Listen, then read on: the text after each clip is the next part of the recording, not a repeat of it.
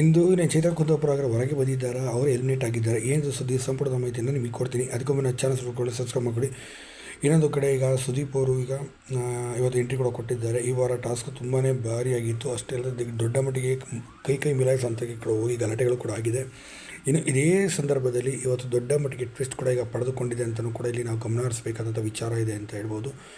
ಏನು ಇವತ್ತಿನ ಬಿಗ್ ಬಾಸ್ನಲ್ಲಿ ಈ ಚೈತ್ರ ಕುಂದಾಪುರ ಬಹುತೇಕ ಹೊರಬರೋ ಸಾಧ್ಯತೆ ಇದೆ ಅಂತಲೂ ಕೂಡ ಹೇಳಲಾಗ್ತಿದೆ. ಯಾಕೆಂದರೆ ಚೈತ್ರ ಕುಂದಾಪುರ ಅವರು ಪಾರ್ಟಿಸಿಪೇಟ್ ಇದ್ದರೂ ಸಹ ಚೈತ್ರ ಕುಂದಾಪುರ ಕೆಲವೊಂದು ನಡವಳಿಕೆ ಕೆಲವೊಂದು ಮಾತುಗಳು ಅವರಿಗೆ ಮುಳುವಾಗಲಿದೆ.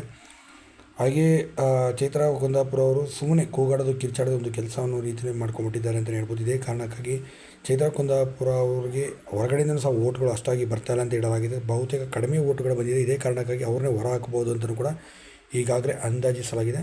ಸದ್ಯ ಇಂದು ಚೈತ್ರ ಕುಂದಾಪುರ ಅವರು ಎಲಿಮಿನೇಟ್ ಆಗಬಹುದು ಅಂತಲೂ ಕೂಡ ಈಗ ಹೇಳಲಾಗ್ತದೆ.